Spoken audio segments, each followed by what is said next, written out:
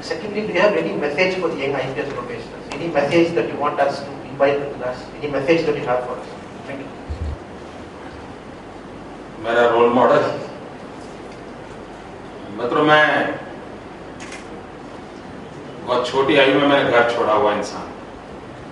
At the age of 17, I left my family. मैं वर्षों तक हिमालय में रहता था। कुछ समय में रामकृष्ण मिशन में काम करता था।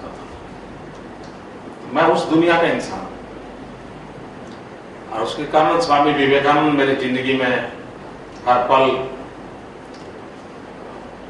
एक शक्ति के रूप में मुझे मिले हैं और मुझे फिर उसके बाद किसी और को खोजने की आवश्यकता नहीं लगी है और जीवंत व्यवस्था में कोई जरूरत नहीं होती, इसलिए अपना गाड़ी उन्हीं से चल जा रही है और चलती जाएगी, ऐसे मेरा विश्वास है।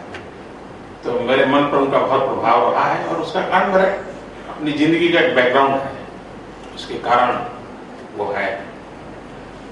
जहां तक आप लोगों को संदेश देने का सवाल है, मित्रों, मैं ऐसे एक बदनाम बस्ती का फरिश्ता हूं,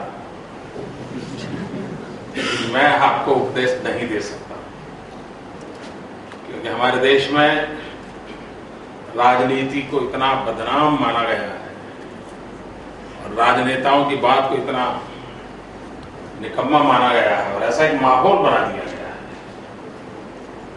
ऐसी स्थिति में ये दुस्साहस होगा कि मैं कोई संदेश देने का पाप करता हूं तो, लेकिन कभी कभी अगर आपको करंट टॉपिक्स पर अब्दुल कलाम जी को पढ़ने का अवसर मिले तो जरूर पढ़िए। वे आपको काफी वर्तमान स्थितियों को न्यूट्रली एनालिसिस आपको मिलेगा। नॉट नेसेसरी वो जो कंक्लूजन पर आए हैं उस पर हमें जाना चाहिए, लेकिन एनालिसिस न्यूट्रल मिलेगा। बीइंग ए टेक्नोक्रेट, उनका एनालिसिस करने का ढंग अलग है, जो जितना मैं पढ़ता हूं, एक मुझे लगता है। दूसरा, मैं एक सुझाव देता हूं, संदेश नहीं देता हूं। मित्रों, किसी भी परिस्थिति में कोशिश करनी चाहिए कि साल में कम से कम इतनी बायोग्राफी में पढ़ूंगा, कोशिश करनी, चाहे वो स्पोर्ट्समैन की हो, आर्मी मैन की हो, पॉलिटिशियंस की हो, फिलोसोफर की हो, संत की हो, किसी की भी हो, नॉट नेसेसरी कि किसी एक की पढ़ो। उसके कारण आप इतिहास के काफी निकट होते हैं और वो हमेशा आपको खुद को अंदर रख करके देखने का अवसर देते हैं कि भाई इसमें मैं कहां हूं। आप देखिए, कभी किसी बायोग्राफी पढ़ेंगे तो आप खुद को अंदर खोजेंगे और समझ लीजिए जिस पल आपने खुद को अंदर खोजा, आप बहुत सक्सेस हो गए, ऐसा मेरा मत है। और उसमें भी स्पेसिफिक मैं एक बायोग्राफी के लिए आपको सुझाव दूंगा, बेंजामिन फ्रैंकलिन के जीवन पर आप जरूर पढ़िए, क्योंकि वो रूटीन जितनी बायोग्राफीज है उससे बिल्कुल अलग है बेंजामिन फ्रैंकलिन वाला।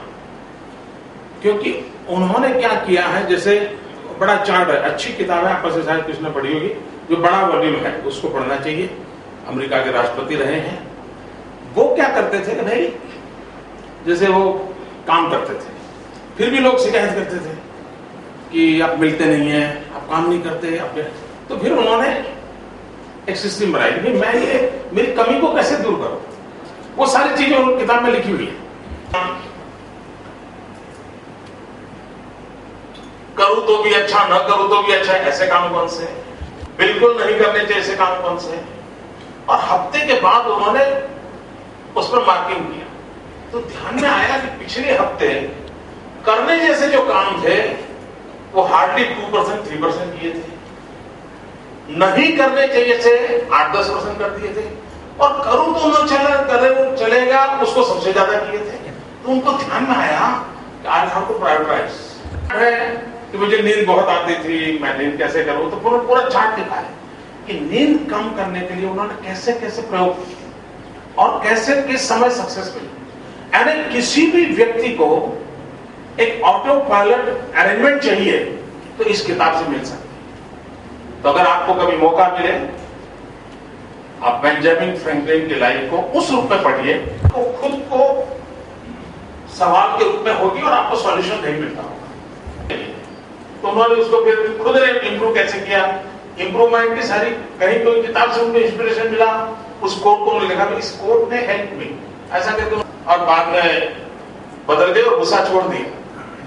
ये ऐसा नहीं है, गुस्सा उस पूरी प्रोसेस को उन्होंने बहुत बढ़िया सिस्टम से लिखा हुआ है।